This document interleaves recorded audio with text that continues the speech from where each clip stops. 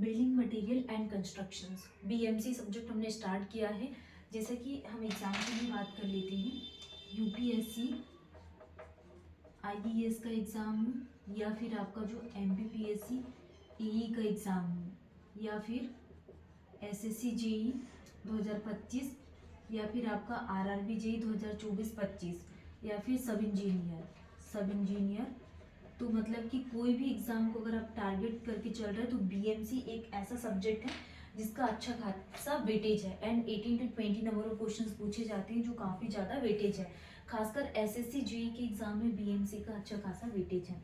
तो हमने क्या है बीएमसी के अभी तक 3-4 लेक्चर्स कंप्लीट कर लिए हैं।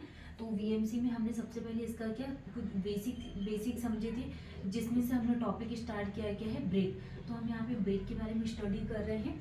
तो ब्रेक में हमने इसके क्या डेफिनेशंस के बारे में डिस्कस कर लिया कि ब्रेक कैसे मिलकर बनी हुई है, इसके मेरिट्स क्या होते हैं, मेरिट्स एंड कुछ डीमेरिट्स के बारे में बात कर लिए हैं।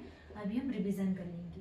तो आज की क्लास को स्टार्ट करने से पहले सबसे पहले हम एक मोटिवेशनल क्वाइट के बारे में डिस्कस करेंगे, देन उसके बाद हम रिवीजन करेंगे एंड रिवीजन के बाद हम क्या करेंगे, क्लास को स्टार्ट करेंगे। तो आज की क्लास में हम हार्मफुल इफेक्ट्स पढ़ेंगे। ओके, तो किसी भी कार्य करने के लिए तुरंत उठो, जागो और तब तक नहीं रुकना जब तक लक्ष्य हासिल ना हो जाए। बहुत ही अच्छा मोटिवेशनल क्वाइट है। अगर आप कोई भी काम कर रहे हैं तो तुरंत उठो, जागो और तब तक नहीं रुकना जब तक कि हासिल ना हो जाए। ठीक है, तो आज हम यहाँ पे सबसे पहले ये डिस्कस करेंगे, ब्रेक के रिवीजन कर लेंगे। ओके, तो ब्रेक में हमने सबसे पहले हम डिस्कस करेंगे अभी तक क्या क्या पढ़ चुके हैं। तो हम ये क्या है ब्रेक। ठीक है, तो ब्रेक कैसा प्रोडक्ट है, ये क्या है क्ले प्रोडक्ट है। कैसा है, क्ले प्रोडक्ट है। और इसका शेप कैसा होता है, ब्रेक के शेप के लिए बात करें तो ये क्यूबॉइडल शेप का होता है, क्यूबॉइडल इसका शेप होता है। एंड मेरिट्स और डीमेरिट्स के बारे में हमने बात किए थे, merits and demerits. Merits and demerits हमने इसमें पूरा डिस्कस कर लिए। उसके बाद हमने यहाँ पे टाइप्स ऑफ ब्रेक स्टार्ट किया था टॉपिक। ब्रेक और स्टोन में भी डिफरेंस देखे थे। Types of brick, types of brick, BRI, types of brick. तो ब्रेक के टाइप में हमने क्या देखा था, फर्स्ट क्या होती है कन्वेंशनल,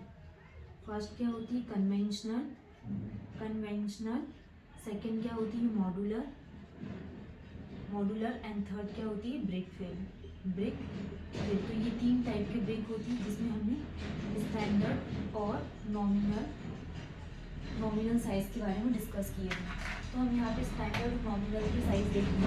तो स्टैंडर्ड साइज कितना है इसका 15.1 × 11.4 × 7.6 और मॉड्यूलर 19 × 9 × 9 सेंटीमीटर और ब्रेक फेल का 19 × 9 × 4 सेंटीमीटर था।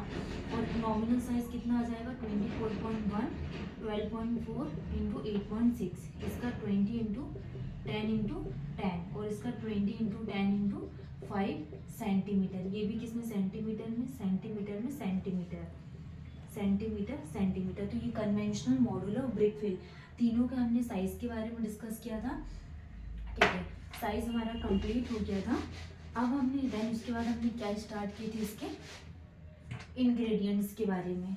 इंग्रेडिएंट्स का भी हम थोड़ा सा रिवीजन कर लेते हैं। इंग्रेडिएंट्स ऑफ ब्रेक के कौन कौन से इंग्रेडिएंट्स हैं। ठीक है, तो हम यहाँ पे इंग्रेडिएंट्स के बारे में बात करेंगे।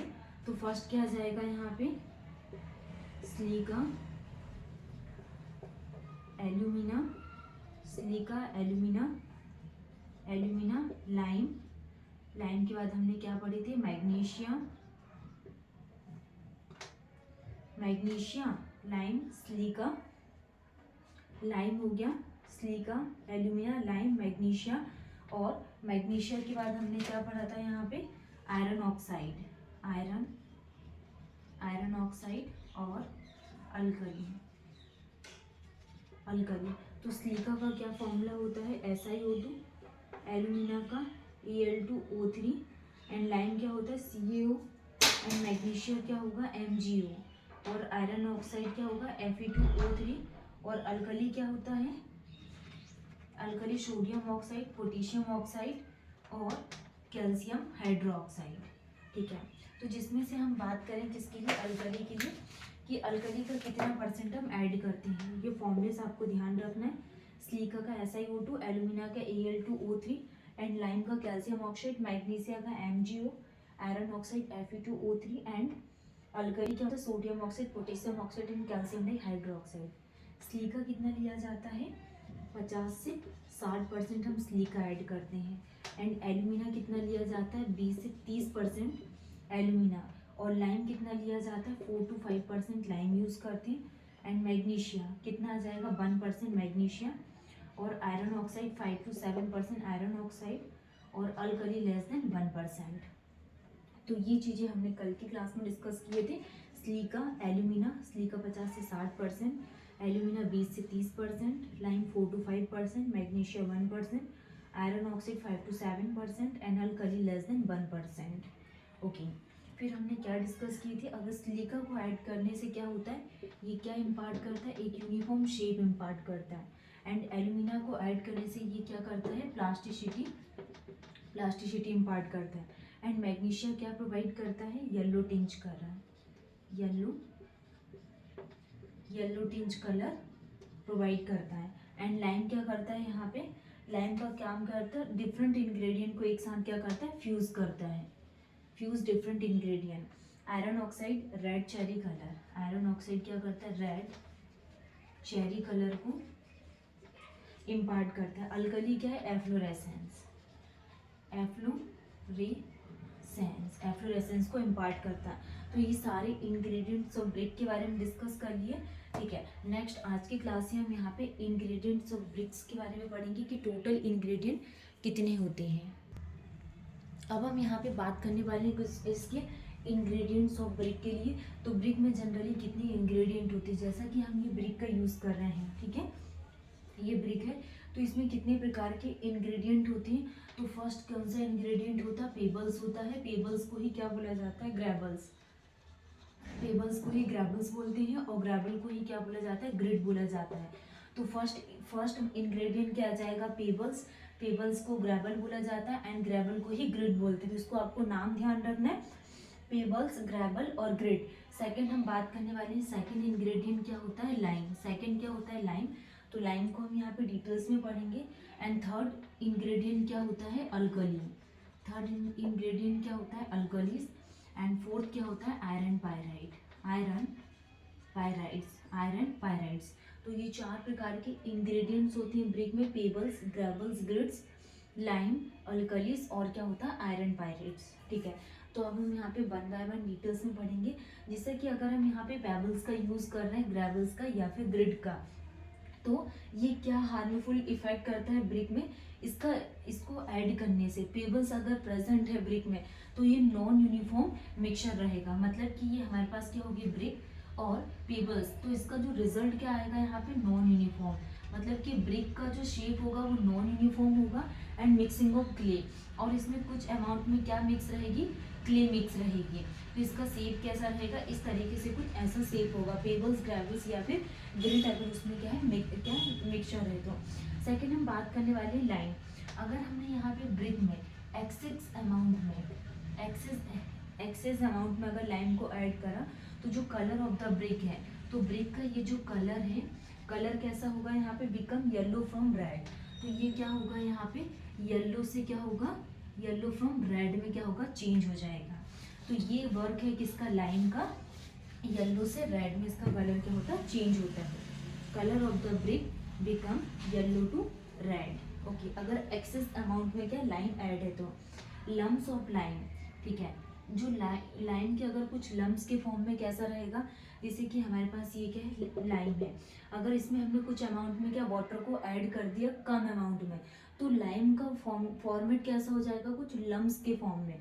तो लम्स ऑफ लाइम क्या एब्जॉर्ब कर लेगा, ये मॉइस्चर को कैसे एब्जॉर्ब करेगा, क्योंकि हम वाटर को ऐड करेंगे तो ऑब्वियसली ये कैसा फॉर्म होगा, यहाँ पे कुछ मॉइस्चर्स के फॉर्म में अवेलेबल होगा। एंड स्वेल कॉज करेगा डिसइंटीग्रेशन ऑफ द ब्रिक्स, और जो ब्रिक हमारे पास रहेगी वो डिसइंटीग्रेशन के फॉर्म में बन जाएगी। तो ब्रिक कैसी होने लगेगी, डिसइंटीग्रेट होने लगेगी।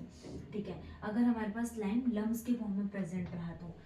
नेक्स्ट हम बात करने वाले हैं अल्कली के लिए, कि अल्कलीज का क्या वर्क है। Brick may melt and lose shape. तो ब्रिक का जो शेप है वो क्या हो जाएगा, मेल्ट हो जाएगी एंड लूज शेप हो जाएगा, उसका मतलब कि आड़ा तेढ़ा कुछ जैसा शेप हो जाएगा ब्रिक का अल्कलीज के प्रेजेंट रहने से।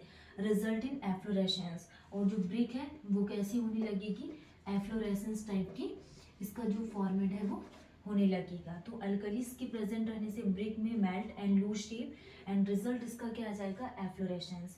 आयरन पायराइड्स के बारे में अगर हम बात करेंगे कि आयरन पायराइड्स क्या होती हैं, आयरन पायराइड्स क्या होती हैं, तो डीकलराइजेशन द ब्रिक, जो ब्रिक का कलर है वो डीकलराइज होगा if present in brick, brick में प्रेजेंट रहने से, if get oxidize and decompose during burning which में इवन स्पिल द ब्रिक। तो ये आयरन पायराइड्स का क्या होगा डेफिनेशन, सारे हमारे इंग्रेडिएंट्स पूरे कंप्लीट हो गया, जिसमें फर्स्ट हमने पेबल्स के बारे में बात की, पेबल्स को ग्रेवल्स बोलते हैं, ग्रेवल्स को ही ग्रिड बोला जाता है, और पेबल्स के प्रेजेंट रहने से क्या होगा, ये नॉन यूनिफॉर्म शेप होगा। और लाइम सेकेंड इंग्रेडिएंट है लाइम, लाइम अगर एक्सेस अमाउंट में ऐड है तो जो ब्रिक का कलर है वो येलो टू रेड चेंज होगा, एंड लम्स के फॉर्म में लाइम है तो ये मॉइस्चर्स को एब्जॉर्ब करेगा, सॉइल हो जाएगी ब्रिक, एंड ब्रिक जो है वो डिसइंटीग्रेट होना स्टार्ट हो जाएगी। नेक्स्ट हम यहाँ पे अल्कलीज के लिए बात करने वाले हैं कि brick may melt and lose shape and result कैसा आ जाएगा इसका, एफ्लोरेसेंस। नेक्स्ट हम यहाँ पे आयरन पायराइड्स के लिए बात करेंगे कि आयरन पायराइड्स क्या होता है, इसका decolourization the brick if present in brick get deoxidize और burning which may not even spill the bricks. तो ये चार ही इंग्रेडिएंट्स से पूरी कंप्लीट हो गया। नेक्स्ट क्लास में बहुत इंपॉर्टेंट चीज़ हम यहाँ पे मैन्युफैक्चरिंग और ब्रिक वाले टॉपिक को स्टार्ट करेंगे। Thank you.